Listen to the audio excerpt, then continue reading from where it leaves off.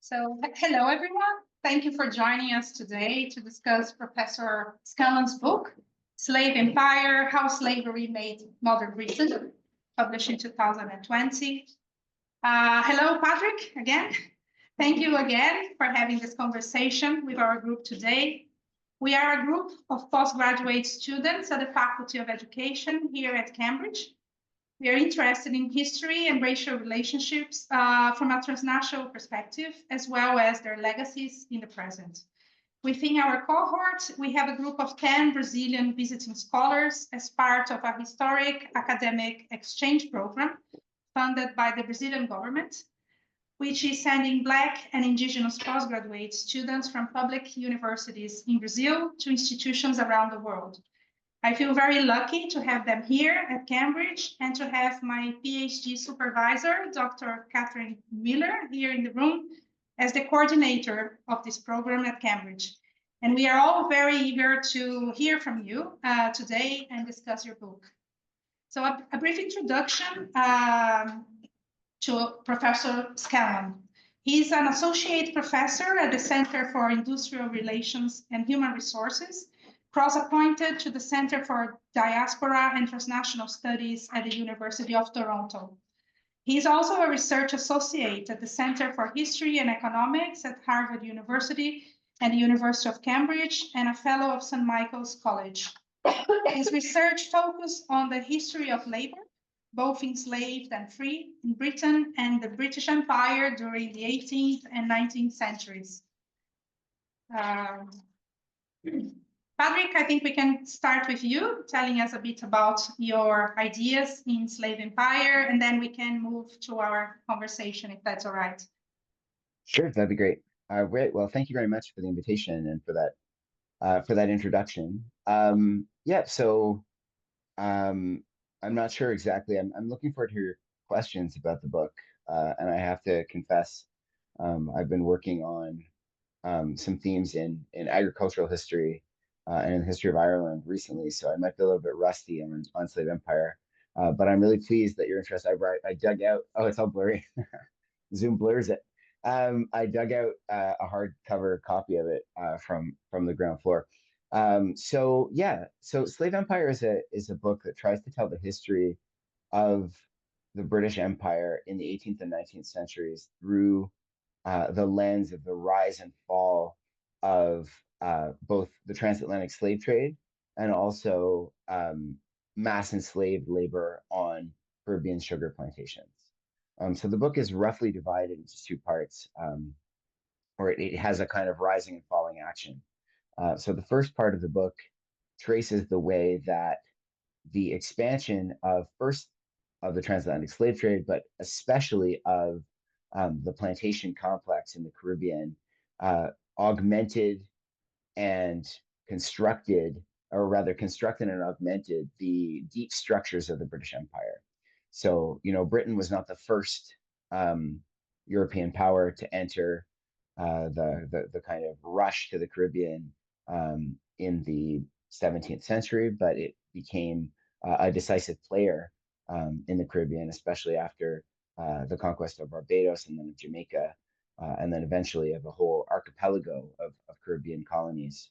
And so Britain's Atlantic Empire, the center of gravity of Britain's Atlantic Empire ended up being the Caribbean, right? So sugar was a commodity for which there was virtually inexhaustible demand in Europe. And it was a commodity that, moreover, was a foundation stone of trade in all kinds of other commodities. So the demand for sugar drove the expansion of enslaved labor in the Caribbean. And in the course of the 18th century, right, Britain went from being a peripheral player in both the transatlantic slave trade and the enslaved labor economy of the plantations to being one of the most prominent and deeply integrated players within that economic sphere. So the first part of the book is about how slavery became essential to the operation of the British Empire, especially the British Empire in the Atlantic world in the course of the 18th century, and how from a kind of piratical entry into the business of slavery in the 17th century, plantations became integral to the operation of Britain's Atlantic Empire by the end of the 18th century. The second half of the book follows the decline of both the slave trade and slavery in the British Empire. And one of the arguments that I make in Slave Empire is that we cannot, or I think we cannot, or we should not, see the end of slavery in 1833, or the end of plantation slavery in the Caribbean, rather, in 1833, or the abolition of the slave trade in 1807 as quite the kind of clean, bright lines that the abolitionists might have suggested that they were, right? So both the abolition of the slave trade in 1807 was not the abolition of slavery. And moreover, the leaders of the campaign to abolish the British slave trade in 1807, that was successful finally in 1807, believe that the abolition of the slave trade ought to be the first step in a very gradual pathway towards emancipation in the Caribbean, right? So they imagined that with the abolition of the slave trade, slaveholders in the Caribbean would be required, sort of by the force of economic logic, to begin to improve living conditions for enslaved people by granting more legal rights to enslaved laborers, by reducing the kind of violence of the working world of the plantation. Abolitionists assumed that economics would force planters to become more humane in the way that they treated enslaved people, and that process of gradual amelioration, which is what most abolitionists called it, would eventually result in a slow, gradual end to slavery in the Caribbean. And for abolitionists, that was the abolition in the British Caribbean was always seen in contrast with abolition in Haiti. And they were first in the Empire of Haiti and then the Republic of Haiti after 1804. Where I think broadly abolitionists were impressed by the Haitian Revolution and pleased that it was a terrible blow to France's imperial prestige, right? So notwithstanding the triumph of freedom over slavery in Haiti, the Haitian Revolution was also the triumph of enslaved people over France, which in the midst of the Napoleonic Wars was absolutely crucial to the abolitionists. So the anti-slavery project was always bound up with the prosecution of the wars against France, and the end of the slave trade was, in a way, structured such that fighting the transatlantic slave trade could be integrated into. And so, 1807 is much more complex, perhaps, than it is presented especially in kind of triumphalist narratives of the British Empire, where 1807 and then 1833 are these kind of repudiations of everything that came before. They represent a kind of reversal and atonement. That's certainly the kind of language that abolitionists would have used, right? They absolutely conceived of emancipation as being a kind of religious atonement, a moment of when the sin of slavery was suddenly expiated from the British conscience by the heroic actions of the abolitionists.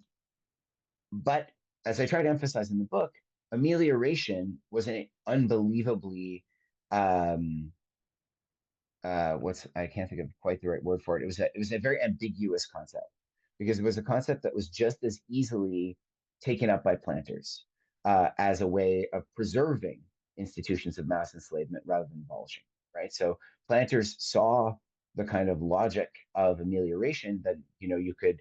It was kind of two visions of amelioration. The abolitionist vision was a long, slow improvement in the conditions of enslaved labor that would eventually result in the end of slavery. And for slaveholders, it was a gradual improvement in the conditions of enslaved labor that would preserve enslaved labor in perpetuity, right? So it was two ways of kind of viewing this project at the same time. But then in the era of amelioration, as I try to show in the book, a series of rebellions led by enslaved people in the Caribbean, first in Barbados, then in British Guiana, and then finally in Jamaica, right on the eve of emancipation, kind of accelerated the agenda of emancipation for the abolitionists. And so the abolitionists in Britain were in a situation where they needed to to offer a plausible means of ending plantation slavery that would also diffuse the increasing rebelliousness of enslaved people, right? So a way of ending slavery without having a war. And these three rebellions in 1816, 1823, and 1830, 1831 seemed, even to the sort of most confident abolitionists, to presage a kind of general rebellion of the enslaved against, not just against planters, but eventually against the British Empire. And I think for the abolitionists, it was absolutely crucial that enslaved people, when they did receive emancipation, that they received a kind of emancipation that would preserve the social order that the plantation had created. And so the book continues by describing the period of apprenticeship, which was this 4-year period between 1834 and 1838, when enslaved people in much, but not all, of the British Caribbean were officially legally emancipated from the status of enslaved person. They became free laborers, but they were apprentices. And so they were required under the structures of the apprenticeship law and under the strictures of the 1833 Abolition of Slavery Act to continue to work for the people who had once claimed to own them for as much as 40 and a half hours a week as plantation laborers, right? And that was, 40 and a half hours was a relatively small fraction of the plantation working week. And so the idea was that in the rest of the time, formerly enslaved people would quite literally sell their free time. And so the plantations wouldn't collapse. Britain's prestige wouldn't implode along with the plantation economy, and enslaved people would, in a sense, kind of learn the discipline of wage labor. And so that experiment failed pretty catastrophically, and in 1838 it was wound down. And one of the interesting things about the way it was wound down in 1838 is that it's often portrayed, and you can see this in kind of missionary histories of the abolition of slavery, as though 1838 was the planned end of the apprenticeship era. But it wasn't. It was the moment when all of the British Caribbean colonies were supposed to introduce new legislation for the final 2 years of apprenticeship. But the major legislative colonies, especially Jamaica and Barbados, dragged their feet and were so obstructionist that effectively Britain faced a constitutional crisis, right? It could either force the Caribbean colonies that made their own laws to institute a law written in London, risking perhaps them joining the United States, risking a kind of new American war between the Caribbean colonies and Britain, or they could just let it go. And so in the end, the way that slavery ended was very much on the terms set by planters. And you can see that in the future legacies of labor and the kind of labor history of the Caribbean, the way that people who had once been enslaved remained, for the most part, although not exclusively, at the bottom of the social hierarchy within the Caribbean colonies, had a very difficult time securing access to freehold land by design, and were sort of configured within the imperial system as a reservoir of cheap wage labor. And so the overarching argument of slave empire is to say that anti-slavery is itself, in its assumptions about the capacity of people of African descent to labor without the kind of discipline required to force people of African descent to work, in the vision of how a colony ought to function, in the vision of a plantation, in the assumption that emancipation has to be gradual and has to be imperial. All of those assumptions, I argue, in slave empire were made in the era of slavery and carried over into the era of anti-slavery. And so the kind of overarching argument of the book is that after 1833, anti-slavery became a kind of justification for continuing many of the forms of exploitation that had been created in the 18th century, but now with a kind of unassailable moral high ground, right? How can, the British Empire did a great deal of work with the idea that if slavery was the worst possible form of labor organization, any form of free labor, no matter how exploitative, no matter how violent, no matter how coerced, was sort of infinitely better than enslaved labor and infinitely more civilized. And that distinction became an incredibly powerful justification for future imperial expansion, especially in West Africa in the later 19th century, and became a kind of skeleton key for any kind of labor exploitation in the Caribbean. And so those are the kind of overarching arguments that I tried to make in Slave Empire. But I've got the book here in case I've forgotten anything. So I'm happy to hear your questions. Excuse me. Great. Thank you so much, Padraic, for the talk and giving us this food for thought. I'd like to start with a question, if I may, and then others can join asking you. So my PhD research is about students' sense of belonging in higher education since the recent widening of access to public universities in Brazil and England and different contexts. My question comes from this transnational approach, aiming to understand connections and to explore what we can learn from each other. In Brazil, the idea of racial democracy emerged in the early 20th century and became a state project in the 1930s as part of efforts to construct a national identity supported by academic theories. This idea suggests that the mixing of Portuguese colonizers, indigenous peoples, and Black enslaved population created a society that is less affected by racial tensions than other countries. It wasn't until the 1950s and 60s that this myth of racial democracy was seriously challenged by Black movements and scholars exposing structural racism in Brazil. And only after structural racism and the notion of historical debts were acknowledged in Brazil, Brazil was able to move forward. And for example, by introducing public policies to address historical reparations in higher education, such as the social racial quota system that was introduced in the 2000s, reserving half of public university places for state schools, Black and indigenous students. That said, I find your argument particularly compelling when you say in your book that Britain's role in leading the abolitionist movement kind of redeem the English from their historical involvement in slavery in the mainstream view.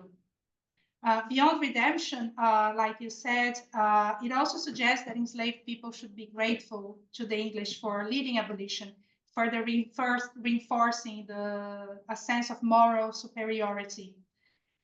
In my research, I compared this notion of redemption still present in people's imaginaries to the idea of racial democracy in Brazil, as both narratives misleadingly romanticize racial relations and continue to shape contemporary racial inequalities.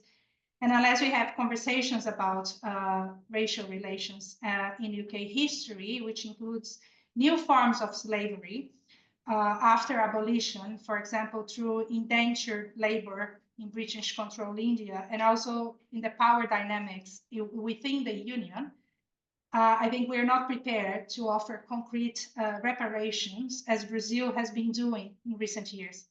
So my question is, how far along do you think we are in critically engaging with racial relations in the UK? And what kind of concrete forms of reparations do you think could emerge from these conversations, particularly in the context of higher education and spaces like Cambridge University? Thank you. Okay. So I think one of the things that, I was talking a couple of weeks ago to a Caribbean civil society organization that's interested in the project of seeking reparations through CARICOM from the UK government. And I think one of the things that I find maybe a little bit unstable in the concept of reparations. I mean, look, the United Kingdom, I haven't lived in the UK since for a few years, but the United Kingdom is not doing well. You know what I mean? It is not a country that is on the upswing in terms of its overall position in the world, its overall economic position, the overall condition of most working people in the United Kingdom. Right? It's hard to say that, I think it's harder to sell a program of reparations to the British public when I feel like it's easier to sell a program of reparations when there's a lot of prosperity, right? You can say there's a lot to go around and then you can share it, right? Whereas I feel, if you're asking somebody who's on an increasingly on a shrinking and shrinking like job seekers allowance, uh, in the UK, to support reparations for the misdeeds of the British Empire in the past. I mean, that's a political program that is incredibly difficult to sell. And it's also one that might not necessarily do much to um, help the average Briton who might not think about the empire at all to recognize the ways that the empire has structured their lives, right? So when I think about reparations in that context, I feel like the way to persuade people to um, recognize the significance and utility, in addition to the moral urgency of reparations, is to understand that these are reparations that are for a system that hurt everyone, right? Like one of the things that the abolition of slavery did for ordinary working people in Britain is that it did away with the great counterexample for like it made it possible to kind of hyper exploit British workers on the grounds that they were being paid as opposed to being enslaved, right? So it was kind of like you are not enslaved, therefore your freedom is so sacrosanct that you can be paid like 2 pence like 2 pence a day as a manual labor, right? Because you are even if you're being paid far below the amount of money that you need to survive in industrial Britain in the, let's say, the 1840s, you're still not enslaved, right? And I feel like that logic is itself, and the kind of um, the luster that's given to free labor comes from the abolitionist movement. And I feel like that's a way to kind of understand that, like the working class were not like the anti-slavery leaders in Britain in the 19th century were not the friends of the working class, right? They were their enemies. They were, and there's a reason why I think, my colleague Ryan Hanley, who's at the University of Exeter, has done some amazing work that I think troubles a sort of triumphalist vision of working class anti-abolitionist solidarity to show that in fact, like a lot of working class people in Britain opposed the abolition of slavery, right, in the 1830s.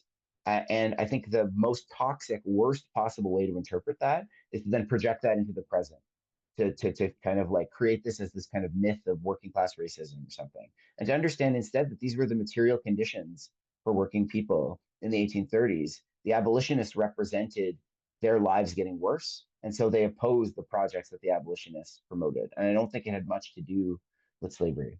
So in terms of actual reparative justice in higher education, I mean, I really don't. I'm not a policymaker, but I think about my colleague James Vernon's work on the neoliberalization of the British university. And, one of the kind of paradoxes of British higher education since the 1980s is the massive expansion of access in higher education. So, higher education in Britain is vastly more open to both along racial, cultural, and economic lines than it was in, say, the 1970s, right, in the era of grants, when theoretically there was an extremely generous bursary given out to university students in the UK, as well as free tuition. But in practice, the kinds of people who got those university scholarships and got those university places were from a particular kind of class background, a particular kind of racial background. And that's changed, but at the cost of a huge debt burden, right? So universities in the UK have opened up, but they've also asked students to take on a degree of debt that is extraordinarily punishing in the long term, in exchange for access. So I feel like like as I said, I'm not a policy wonk by any stretch of the imagination, but I feel like if you would like to find a way to make meaningful reparations within the higher education sector, one of the ways might be to um, sort of relieve that debt burden on students, maybe from particular backgrounds, maybe from particular class backgrounds, maybe from kind of particular cultural or racial or ethnic backgrounds, as a way of kind of delivering on the promise of a more open university. But in terms of reparations, as I've said to other groups, right? I am to me, I think the moral case for reparations is absolutely unassailable, right? I think like there is no doubt that the legacies of slavery in the British Empire have had a profound and a profoundly deleterious effect on people all around the world. But it's very hard at the same time in 2025 to imagine a policy that would be feasible as opposed to just fantastical that the British government would actually enact and that would go anywhere to work. You know what I mean? Like the policy challenge of reparations, I find daunting. The moral case for reparations, I find persuasive and convincing. Sorry, that's a very long-winded answer to a very good question. Thank you. Yeah, now I will, if anybody is uncomfortable with the camera, just let me know. I will move the camera so he can see that it's just me in the room. Hey, everyone.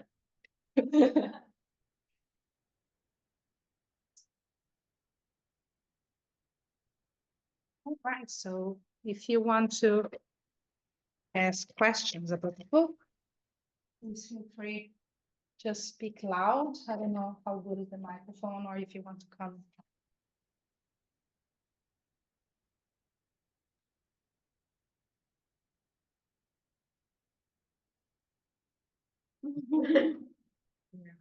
Yeah. Hi, can you hear me? Yeah. Thank you so much for being here and for this book. I'm really interested in how the argument that you lay out in this book and the narrative that you're telling, I think, really compellingly destabilizes, I guess, some of the like hegemonic understandings of British history. And in my PhD, I've been looking at how universities in the US and UK deal with their own legacies of enslavement and racial violence. And I was interested in whether or how you might have received some, especially professional, but maybe just public pushback to the story that you're uncovering in this book, especially along the lines of maybe aspects that are not as widely known, like the fact that the reparations that were paid out by the British government were just to British enslavers, and that those payments continued until within the past decade, or as you laid out that even after abolition. Yeah, I think you said about like a fifth of British workers were still reliant, their livelihoods were reliant upon the textile industry that was heavily tied to American slavery.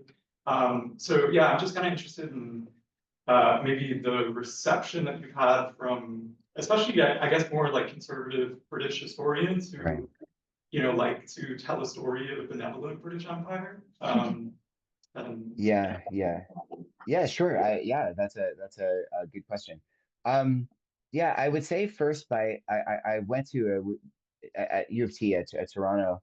We had this is a book recommendation for everybody. We had the historian from Brown University, Seth Rockman, give a talk yesterday on his new book, which is called Plantation Goods: A Material History of American Slavery. Amazing book, amazing scholar. I think it's going to be, you heard it here first. I think it's going to win the Bancroft Prize, the big American History Prize this year. That's terrific. But during his talk, he made this point where he said, complicity is the part of the human condition, right? And that really, I mean, maybe you just like threw it off the cuff, but I thought it was a kind of a profound statement about how to think about slavery in the 19th century, which is, you're exactly right, right? Like even after the abolition of slavery in the British Empire, everything in Britain that the entire kind of industrial apparatus of Britain pivoted around cotton. The cotton was purchased from primarily the American South. It was produced overwhelmingly by enslaved laborers in the US, and if not by enslaved laborers, by hyper exploited sharecroppers, right? So it was none of the cotton, like this was free trade cotton that was produced either by enslaved or by hyper exploited wage labor.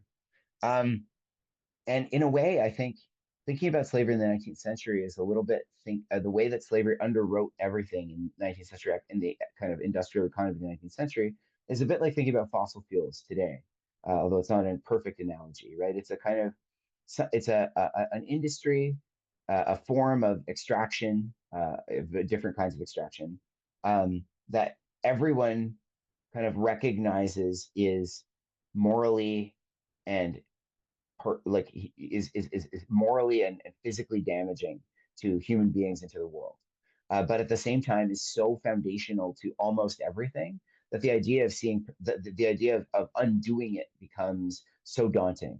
And I think that that's something that the kind of pervasiveness of slavery in the 19th century world, even in the parts of the world where free labor was not just the norm, but a kind of celebrated, idealized vision of the organization of society, is something that is difficult to convey in to a popular audience. So, I mean, this is editorializing on my part, but I sometimes find it frustrating, the conversation in the UK about the legacies of the empire and the legacies of slavery, because there are two camps, right? As you've identified, right? There's a kind of coterie. I mean, some of them are at Cambridge of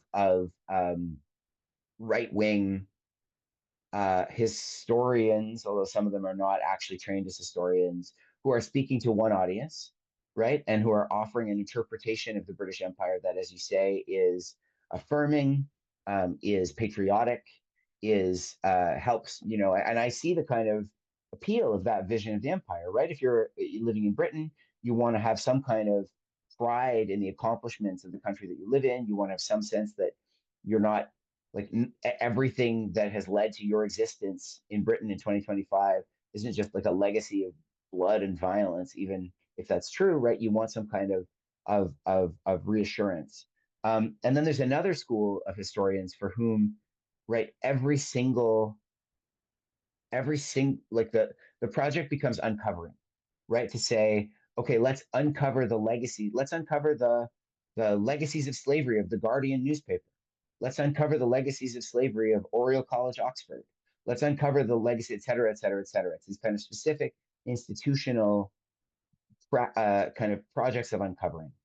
And those projects of uncovering strike me as kind of naive, because as soon as you scratch the surface of any institution that existed in the 19th century or the 18th century in Britain that had any connection with the empire, you will find a connection to slavery. And so the kind of like both camps of historians are begging the question. They know exactly what the answer will be to the historical question they're asking before they ask it, right? They're either asking, are there legacies of slavery in our institution, knowing that the answer will be yes, or they're asking, was the British Empire an incredibly significant, morally significant project that improved the world in the 19th century, knowing that the answer will be yes. And so, like, in a way, I feel like my book was pretty much ignored by a lot of the kind of standard, um, a lot of the kind of standard mouthpieces of the kind of like, let's go get like anti-woke British press. And a colleague of mine, Michael Taylor, who had a book on British anti-slavery that came out shortly just before Slave Empire came out, got a lot more of that flack. And I think and I think he maybe relished the conversation a little, like relished the back and forth a little bit more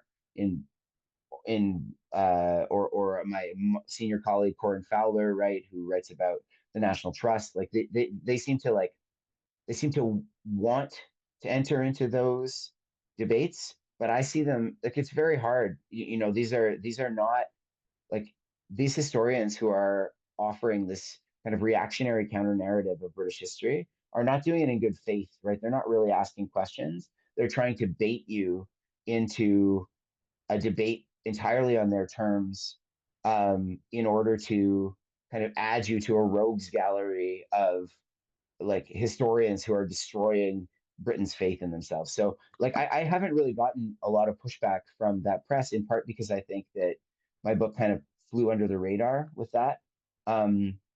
Which might have just been because my book came out in the depths of the pandemic when I was living in Toronto. And so I didn't do a lot of British media. And so I didn't end up really having those conversations except in a very peripheral way.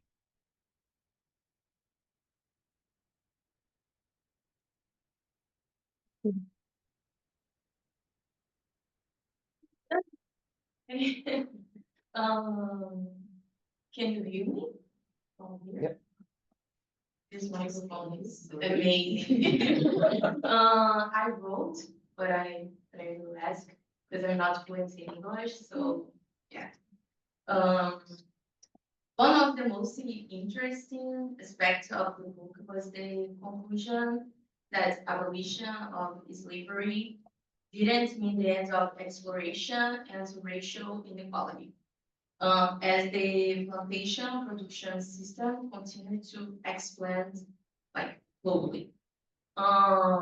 Moreover, we can perceive this exploration and discrimination largely through the roles of labor. And my question is about it.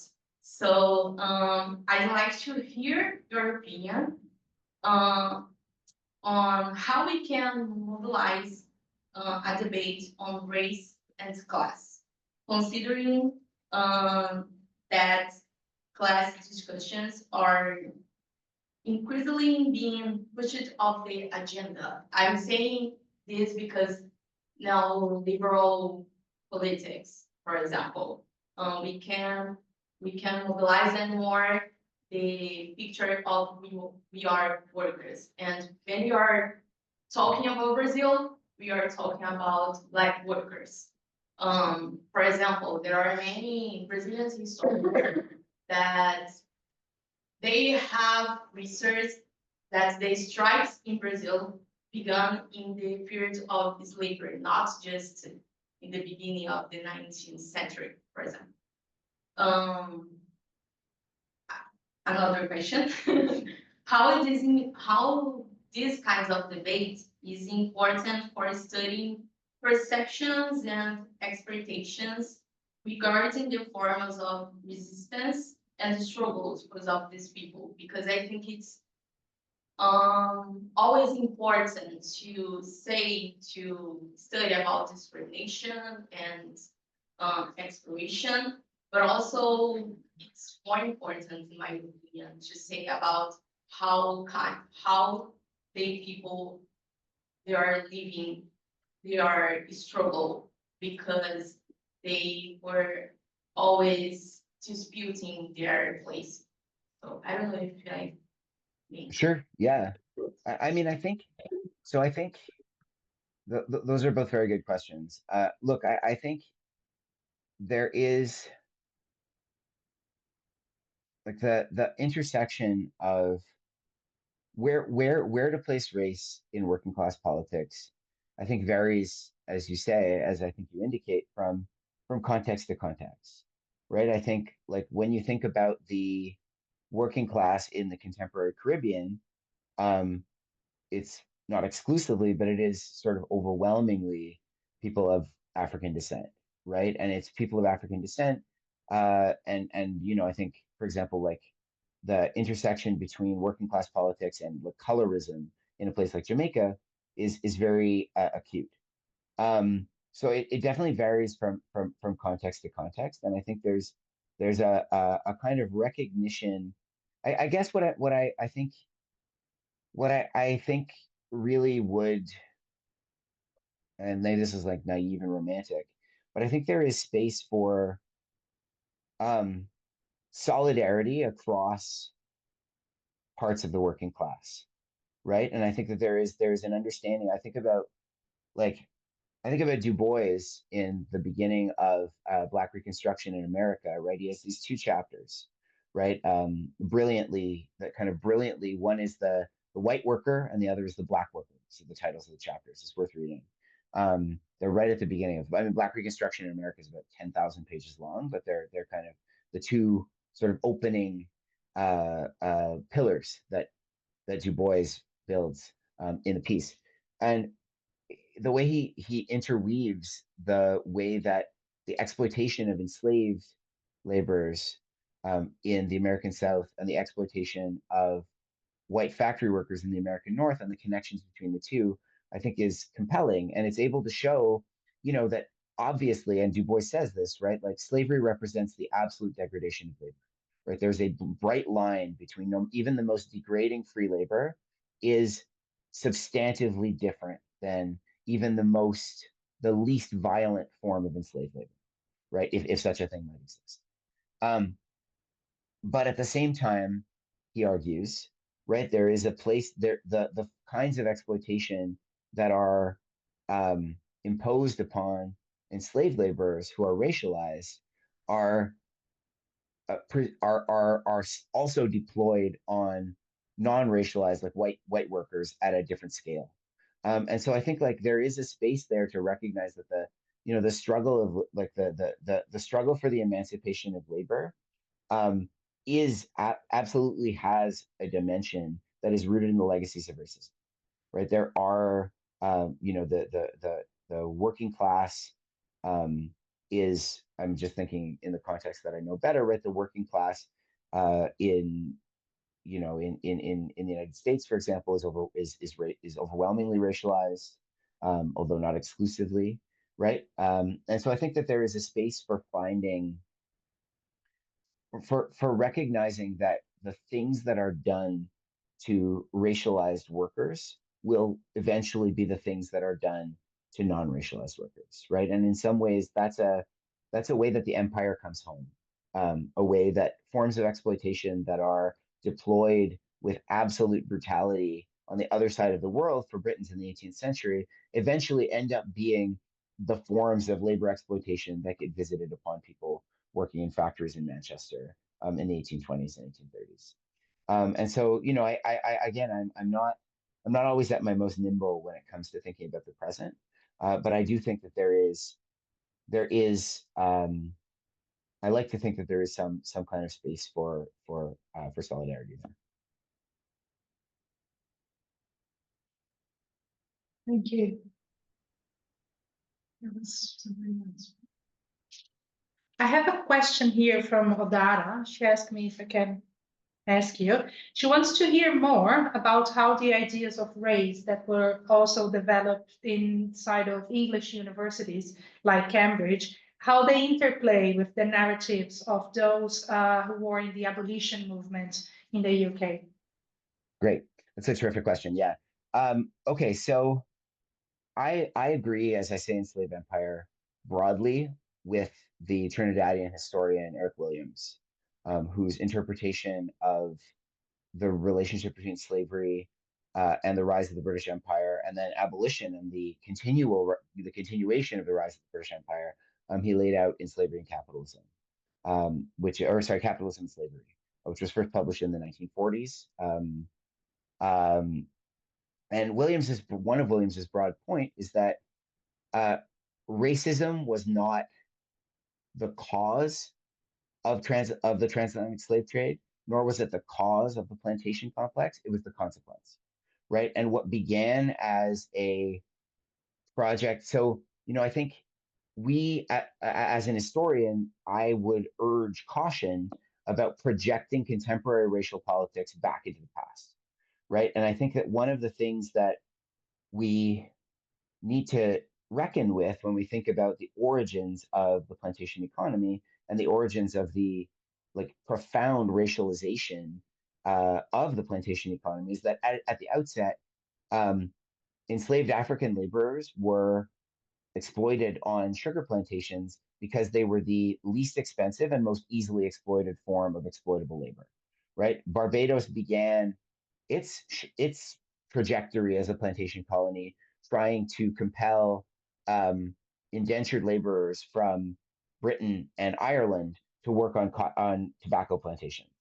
But over time, it just became easier, right? And more, there was a ready supply of enslaved laborers from Spanish and Portuguese slave ships that could be either purchased directly by slaveholders or seized piratically. It just was, and over time, the kind of the convenience of enslaved African labor became instead it transmuted over time into an ideology of a profoundly racist ideology, where instead of it became, for planters, it became the idea became that only African laborers could do the kinds of work that was necessary on sugar plantations, and therefore that enslaved African laborers were able to do that kind of labor because they were inferior, and had all of these specific racial characteristics that were kind of invented after the fact to justify the mass enslavement of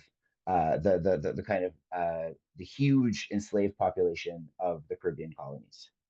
And those ideas, right, as you mentioned in the question, right, those ideas about race and labor and the capacity of people of different races to labor and the kinds of labor to which they were suited filtered back to Britain. And they became part of a kind of they became a kind of part of the intellectual furniture of Enlightenment Britain. That there were certain kinds of cultural, whether they were cultural or whether they were biological, there were certain kinds of racial affinities with certain kinds of labor. And those ideas were ideas that the abolitionists picked up on as well. They couldn't resist them, right? They did not imagine when William Wilberforce, for example, imagined a formerly enslaved laborer in the Caribbean. He imagined someone who was kind of on the first step of the ladder of civilization, who was just beginning to emulate all of the models of everyday life that the abolitionists held to be the most civilized models, right? Usually he imagined like a huge number of enslaved laborers in the Caribbean were women. For the abolitionists, the post-slavery laborer was a man, who was the head of a household that looked like a British household. He like lived in a cottage with his family, and his family were under the supervision of a missionary, right? And all of those ideas about the inferiority of formerly enslaved laborers were ideas that were available ready to hand for the abolitionists to pick up, that were made by slavery. And so that's one of the arguments I try to make in the book, that these ideas about the putative incapacity of workers of African descent, or like the kind of perverse ideas about race that were taken up by the abolitionists, were created in the 18th century as justifications for slavery. And then were kind of, those origins disappeared when the abolitionists took them up, and instead the Black worker in the Caribbean became a project for the British Empire's civilizing mission. Thank you. Perhaps? I think I'll say, I don't know if it's going to be a question, but I will try as best as I can. From getting like parts of the book and listening to the discussion today, I was thinking about a moment that you compare the revolution in Britain and in France, that in Britain everything organized and quiet and controlled. And there are some moments that you talk about it, like most of abolition, like the abolitionists were led by white men. And there are some moments that you mentioned I think two Black women in this part of the process. I think it's Mary Prince and Phyllis Wheatley. I didn't talk about them. Phyllis wrote a book of poems and such. Another thing that I tried to connect the dots here, was the time that I read about Son Sharp. And he was a deacon and he led a strike. But there are some manuscripts about another person that I forgot, I'm sorry, I don't remember the name, that you don't see about Sam. And it looks like to me that every time it's a narrative that is trying to be controlled in a way to show that Britain played nicely, a nice role in order to show like we were leaders about recognize the idea of abolition thing. And but I don't know, it's like I don't know, it's just a question, like, do you think that it became clear when you were like getting these archives and this material, this endeavor of the Britain, the Empire, to prove like somehow that they were playing the good part of the story? Yeah, that's a great question. Yeah, I mean, I think one of the things, I'll talk about Mary Prince and about Samuel Sharp to try to give a sense of my take on that question. So the narrative of Mary Prince was one of the maybe, I mean, it certainly didn't have the kind of global impact of something like the autobiography of Frederick Douglass did in the 19th century in the United States. But it was one of the most successful pieces of anti-slavery propaganda produced by the abolitionist movement in the run-up to the abolition of slavery in 1833. And Mary Prince was a formerly enslaved woman who ended up in Britain after a very kind of peripatetic trip through, not necessarily actually through all of the kind of the core, in a way, like Mary Prince's, like everyone's experience as an enslaved laborer was different. But in some ways, some were more kind of common than others. And Mary Prince moved. So Mary Prince was in an unusual position because one of the places, for example, where she was enslaved was the Turks and Caicos Islands, which was a place that had hardly, had about a few thousand enslaved laborers and had no sugar plantation. It was a salt collecting island. And so Mary Prince's experiences of enslavement were different, and her experiences of self-emancipation were different. And so Mary Prince clearly lived an incredible life in a time of of daring, and she lived an incredibly like a life of kind of like bravery and daring in an incredibly difficult situation. But when we read and the fact that she made it to Britain and escaped from slavery was a spectacular individual achievement on her part.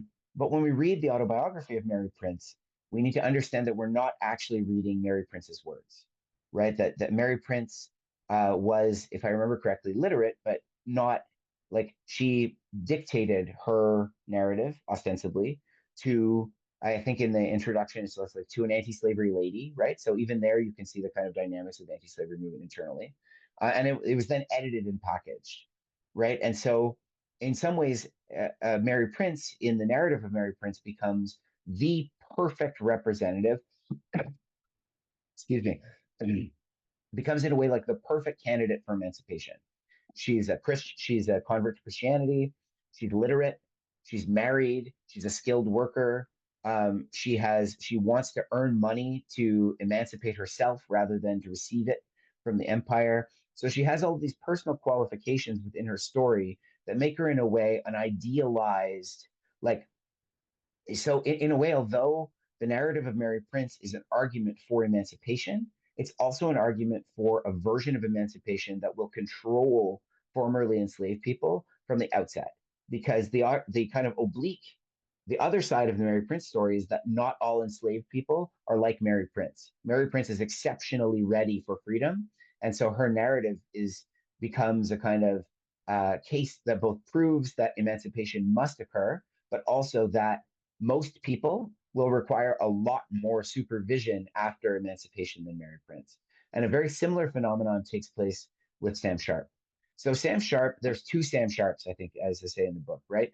One Sam Sharp, we don't know in some ways, like he has disappeared. But we know some of the things that he did. So one of the things that Sam Sharp was able to do was to organize a strike, a coordinated strike among somewhere between, at a lower estimate, 20,000 and upper estimate, 60,000 enslaved workers across an entire region of Jamaica in total secrecy. So that, we know that Sam Sharp did that, but we have no idea how he did that. We know that he was one of the leaders of the movement that was going to have a strike and demand, I think as a kind of one of the more privileged people in the enslaved elite, Sharp had a lot of access to news from Britain, along with many of the other kind of what were called rangers, people who could move between the plantations and were allowed to ride horses and carry weapons while enslaved. And so Sharp knew that there was anti-slavery agitation in Britain, and he either assumed that the law had been passed and that planters were trying to keep it from Jamaica, or he was trying to force the issue. Again, we don't know. We don't know what his politics were. We only know that what he achieved, which was the coordination of what became the 1830-1831 rebellion. And then when Sharp was captured after the rebellion, the version of Sharp that we have in the records is a version of Sharp that is entirely presented through the eyes of missionaries. So we have speeches, and who knows, maybe Sharp gave these speeches, but we cannot know if it's true. We can only know that people like Henry Bleby, who's a famous missionary in Jamaica, who visited Sharp in prison and saw his execution, put in Sharp's mouth as he was being executed, like, listen to your missionary, I think is one of the last words that Sharp said before he was hanged. And that may have been true. To me, it sort of strains credulity, but in the way that Sharp was presented in the missionary press, he became, in a sense, the most civilized enslaved person in Jamaica. Somebody who was a family man, a Baptist deacon, literate in English, trusted enough to ride a horse, trusted enough to carry a sword, a pistol, right?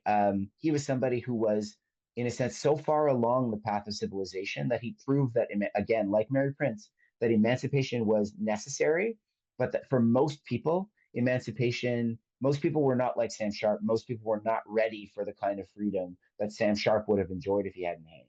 So in some ways, Sharp becomes this kind of Christ-like figure, somebody who is for missionaries, somebody who is like so proves that emancipation has to happen, but also proves that missionaries and imperial officials need to control it. And so there's a real tension there in the kinds of narratives that come out. And there are a lot of great narratives by formerly enslaved people that are written in the 18th, in English in the late 18th and early 19th century, but all of them are from people who are wildly exceptional. And that exceptionality is significant to the anti-slavery movement in some very interesting ways. Thank you. I think we can do one more, then, because I don't know. Sure. Hi, thank you so much for your talk. I'm Catherine Mullen. It's really a pleasure to have you. I was just wondering if you could bridge this project and your new work on Ireland and tell us a little bit about Ireland in relationship to the British Empire, and particularly around questions around labor. Yeah. Sure. Yeah, thank you. Yes. So I think when I got to the end of writing Slave Empire, I sort of realized that the argument that I had made the same argument enough times, I think I was ready to kind of, I'm still very interested in the history of the transition from enslaved to free labor. I'm still very interested in the history of the Caribbean. But my specific argument about British anti-slavery, I think I had made it enough times, and if people were going to accept it, they were going to accept it. If they weren't, they weren't. And so I started thinking about new projects. And so I was led to I wrote a book that's coming out in March called Rot, which is about the Irish potato famine. And it came from this project in two places. The first is that the comparisons between enslaved laborers and Irish peasant laborers are everywhere in 18th century and 19th century sources. No one is establishing a direct equivalence between them. It is only a very kind of reactionary tranche of the Irish diaspora who indulges in the idea that the Irish were ever enslaved in the British Empire. They weren't. But they certainly were extraordinarily exploited. And so nobody, when people made comparisons between formerly enslaved laborers or enslaved laborers in the Caribbean and Irish laborers in the 18th and 19th century, they weren't saying they were equivalent, but they were saying the Irish were on the kind of ladder of civilization.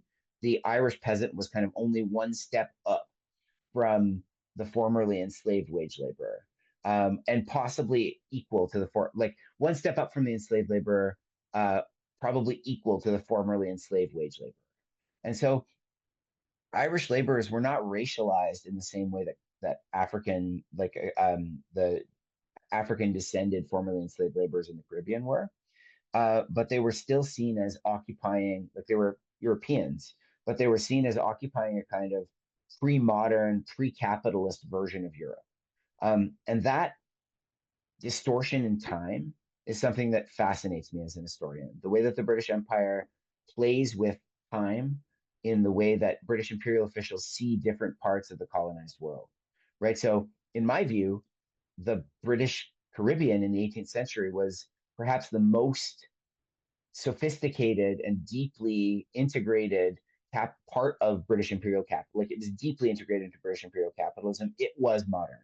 But to people who looked at it, it looked old because it was agrarian, because it was producing a commodity, because it didn't have, it didn't have the kind of trappings of, it didn't have railways, it didn't have the kind of trappings of modernity. And Ireland was similar, right? It was a place that was seen as being in the past, but was in fact on the cutting edge of economic modernity in Britain and the British Empire.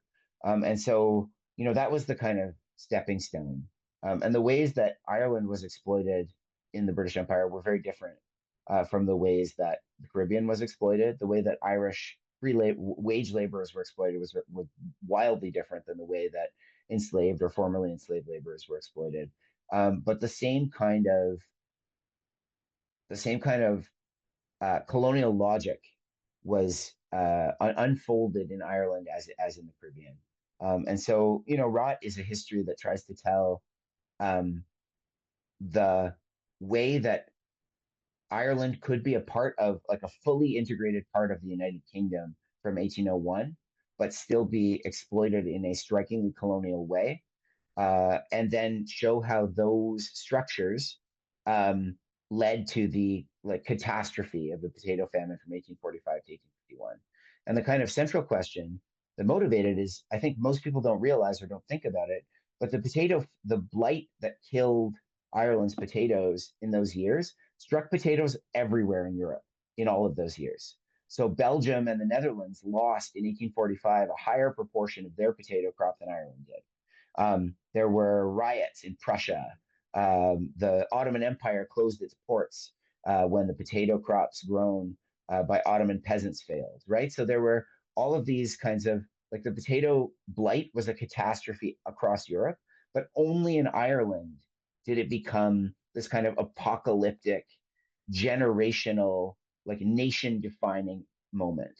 And I guess the question I was trying to ask is, what is it about Britain's relationship to Ireland that made something that was a crisis in the rest of Europe, but not a catastrophe, into an apocalypse in Ireland? And I've tried to answer that question. Perfect. Yeah, thank you so much, Patrick, to speaking to us today. It's such a pleasure. Thank you. Well, thank you so much for the invitation. I hope that I hope I didn't talk too much. It's hard to tell once the headphones come in, I just keep talking. Anyway, thank you very much for the invitation. It was really a pleasure. Thank you. Thank you so much. Thanks. Bye, everyone. Thanks.